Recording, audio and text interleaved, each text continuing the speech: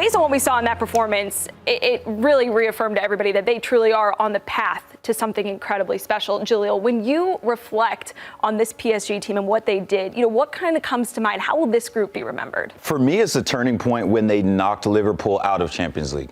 To me, it seemed like it was written from that moment because all of us in the media space, everyone around the world pegged Liverpool as the top dogs. They were pretty much going to be the team where it was a foregone conclusion that they were going to win Champions League. That's what we were all saying.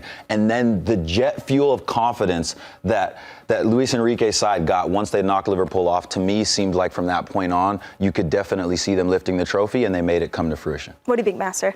Yeah, I mean, because it definitely wasn't in the group stage. They were awful, and a team that was on the verge of missing it. And even in the Aston Villa contest, the 2 legs there was a chance where they could have blown it in the second leg as well. But for a young team like this to remain resilient and to remain hopeful and optimistic, and all credit goes to Luis Enrique and the project that he's built and being able to instill in all these youngsters that, like, no, regardless of the adversity, whatever the circumstance or situation is, fight for the whole 90 minutes, fight for the whole 180 minutes, and you never know what's going to happen. As you mentioned, Liverpool, you go to Anfield and you win on penalty kicks to advance into the quarterfinals. What a tremendous moment that was. And you continue to knock out Premier League team after Premier League team in a league in which everyone dismisses and discredits as a farmers league and a club that obviously has never won the Champions League before that. Unfortunately for Kylian Mbappé, one of the big stories going into that game over the weekend was the fact that he wasn't on this team. And just a season ago, before that move to Real Madrid, when it was all but official, the conversation around PSG was, this is their time to win Champions League when you still have Kylian Mbappé. And to think that they do it just a season removed without the big star names, I mean,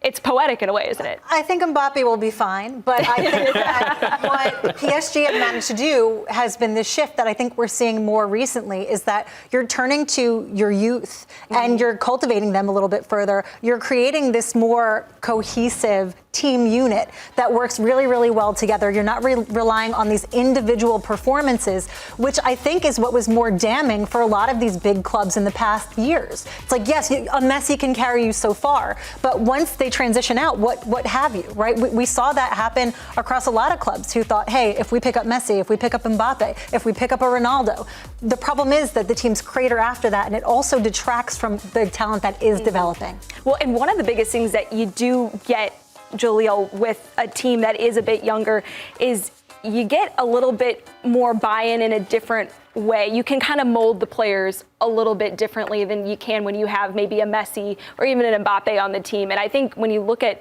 the identity of PSG, this was a team whose work rate was unbelievable this season. The buy-in from top down, every single player on the pitch was so evident, and especially in the game on Saturday. Yeah, that's a good point you bring up, Aly, especially when you talk about the pure essence of football. It's the 11, the players on the bench, but most importantly, what a lot of people don't talk about is the squad, the entire squad, the organization that makes it possible to compete for trophies, and that's what's really floating up for me with this PSG side. It's the sum of its parts that make them so amazing. Of course, we can talk about Dembélé. He's been amazing. For me, I love to have stories of players rising up from the ashes like a phoenix, and it's crazy that we're talking about Dembélé in that fashion because things weren't going so well for him before this season. As you talked about, the effort, that back line was so sound. And Donnarumma was fantastic. I was at the first leg of Arsenal PSG in North London, and it was aggravating. I kept having to go up to the bar and getting a couple shots because the way that team was playing was just it was so annoying because it was hard for Arsenal to try and break them down and trying to find the back of the net. And that's what the team does. They suffocate you. They aggravate you. They agitate you, especially when they're on the road with their fans. As you saw how much noise they were making in Munich, they just collectively speaking, they were so cohesive in terms of the effort that they gave, and that's the thing that's I'm going to take away from them the most is that every one of these guys, as we talk about the team, everyone stepped up to the plate here in the final. And when you talk about the back line as well, that for me is the main contrast between Inter and PSG in the semifinal and in the final. Yes, it was one of the best games of Champions League, the semifinal Barcelona-Inter, but there was no defense being played. It was like a small-sided game. And then they ran that back, and it happened again in the final.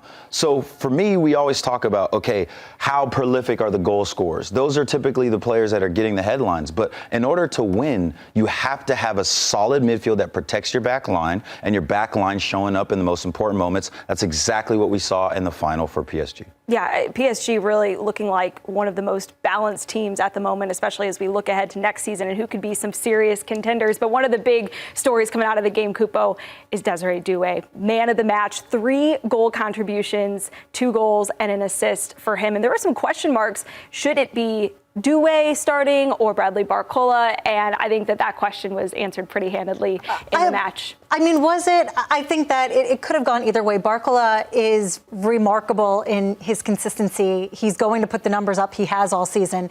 I think that Doué, however, while he's equally creative, he adds that impact in these big matches, and he's able to carve into really tight spaces, which, quite frankly, I don't think they really even needed this match. I disagree. As we see the Désiré all competitions there in this last 33 appearances, he's been fantastic. 13 goals in the last 24 starts and also 12 assists. I think the turning point for me, because I love both of these stars and they're fantastic, and imagine being the French national team. Champagne problems, really. Unbelievable. But the turning point for me was, we talked about the Liverpool match, quarterfinals. Yep. The person who scored the last goal in penalty kicks for them to advance to the quarterfinals was Désiré Doué. And when Kvaratskhelia came, all of a sudden now that became the problem, is who's going to be the third attacker up there with Dembélé and with Kvaratskhelia. And I think from that point on, from March, I think it was very clear that Désiré Doué not only deserved to start over Bradley Barcola, but he's someone you build this whole project around. He is that talented. He is that dynamic. We talk about Lamine Yamal. Désiré Doué has that Lamine Yamal in him without the PR campaign that you get from Barcelona. And you saw that in terms of once you knew he was starting, that's when I knew Luis Enrique was going to go for it. Because first leg against Aston Villa, Désiré Doué started. He got the goal there. When they're more attacking, want to be more aggressive and more assertive. We saw that also in the first leg against Arsenal as well. He started Désiré Doué. Second leg, he'd start Barcola. That's the part I disagree a little bit. I think he would start Barcola to try and maintain the game, see it out, especially with the advantages they had in the first leg, after the first leg and against Aston Villa and Arsenal. But Doué, when he started in those first 90 minutes, I was like, oh, they're going for this one. They boot the ball out and they start pressing the high press. That was the most impressive part, was the mentality with this young team to be as aggressive and assertive as they were against an experienced Inter side that we thought would play against them, and they came out and went for it. Credit to them and credit to Désiré Doué, absolutely. Also, they're both so young, too. Désiré Doué, fun fact, birthday tomorrow. What a way to get ready. Yeah, turns 20 years old tomorrow. I mean, what a way to go into your birthday celebrations, huh?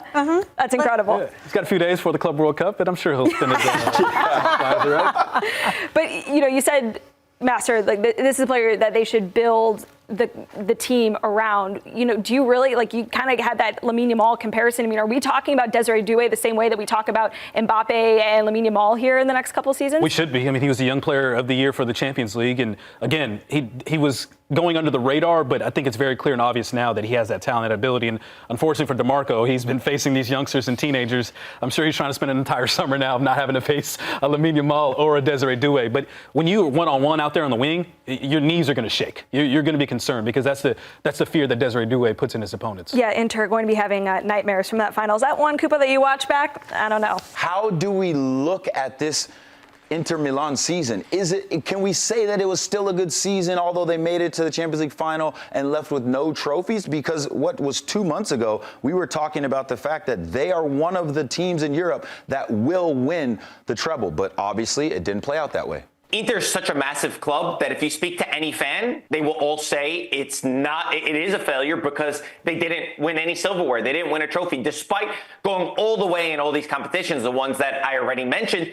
They have nothing to show for it this season. And while going to a Champions League final is an incredible feat, the fact that they've done it 2 times in the last 3 years shows that it's not a one-off. It was not like what Borussia Dortmund did last year. It's not just luck. It's a very solid team. But then we also saw the limitations. And I think the optics of losing 5-0 in the final, a final which they didn't even show up to. It looked like they thought that was a friendly match. That was not the Inter that I watched all season long in the Champions League. It's impossible to say that any Inter fan would be happy with that. Now, I'm going to play the analyst role and just the person from to take a bird's eye perspective and say Inter financially made a lot of money this year. It was the second team in all of Europe to make the most revenue. It's the most an Italian team has ever generated. So I think ownership will look at this and say it is a successful season, all things considered. And I was looking at just some numbers. And when you look at since Simone Inzaghi has been at Inter, compared to the rest of the spending in the world, they were 241st in net spending, which is absolutely ridiculous to see how far they've gone. But in the end, no Inter fan will say that they're happy this year. Marco, you know what? I absolutely do agree with you. I don't think that I can say that this was a failure on the part of Inter. I'm not going to sugarcoat it. The last time that they had a trophyless season was 2013-14 under Mazzarri. Wow. So it's remarkable in just looking at that span of time. The caveat being, I think that Inzaghi has done the most with the least, with an aging team. And I think that this season, again, acknowledging that they've been in 2 Champions League finals over the last 3 seasons, they've been running a very high-risk, high-reward system. Obviously, the tracks ran short, right? They didn't show up to this final. I totally agree with you. And now there's speculation as to the status of Inzaghi with Inter. For me, I think that if things go according to plan and Inter want to stay the course, which I think, in my opinion, is the right thing to do. I think they do need to make some tactical adjustments. Players need to come in this summer transfer window. What do you think his future is? We know that Saudi are eyeing him. How does this go? So tomorrow is D-Day. Tomorrow's the big decision. Does Inzaghi stay at Inter, or does he accept this mega offer from Al Hilal, which is believed to be around 60 million over 2 seasons, so 30 million a year, which of course he has to make a life choice, just as many of the players who made a decision to go to Saudi Arabia. There's family considerations that he has to make. I think that there will always be a market for a coach, even if he does step away for 2 seasons, but that decision comes tomorrow. And if it's not going to be Simone Inzaghi, the wish list, the dream is Cesc Fàbregas at Como, or Désiré would be the backup. And I think from Inter's perspective, I agree with you, Cupo. Inter would want to keep Inzaghi. I don't think that they would want to move on, but it will be up to him if he thinks the cycle is over. He's gone 4 years. They won that 1 Scudetto over this cycle that Inzaghi's been there, getting to those Champions League finals.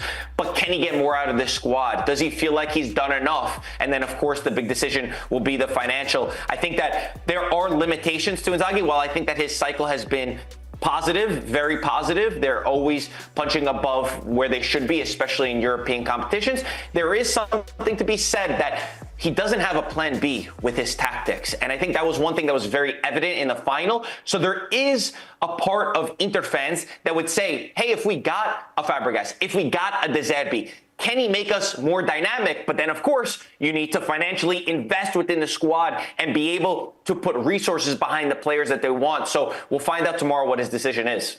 I know that, obviously, Fàbregas has been floated more recently, especially up into this morning. For me, I feel like that's kind of a big ask. I don't think that he has the substantial resume under him. Granted, I don't know at this point if Inter would have the appetite for a young manager to come in this way and not have the same expectations as following in Inzaghi's steps.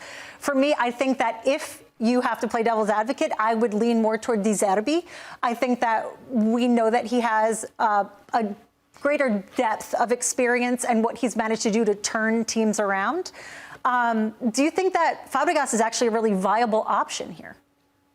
So he's rejected other offers. Bayer Leverkusen wanted him, Roma wanted him, but I think when a team of Inter stature comes calling, and that's because Como want to keep Fàbregas, of course, they've been the ones to reject. I think if Inter came calling, it could be a very different discussion. You're talking about the second best team in Europe, and you can't fault the young manager for wanting to have that ambition. Fàbregas and Como, I've said it before, I said it when I was on Morning Footy the last time, probably the most overlooked storyline in all of European football this season, to finish top 10 in Serie A with the team who just came from Serie B. Yes, they invested a lot into the squad, but he also played a different brand of football than we've ever seen from a team coming to Serie B. It's been so attacking. It's been so fun.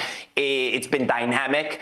I could see the allure for why you would want to bring him in to Inter. And I think that he would be capable of taking this squad to the next level. Of course, there's risks. Of course, he would probably benefit from one more season at Como. But if Inter comes calling, if that train comes, I don't know if you could pass it up.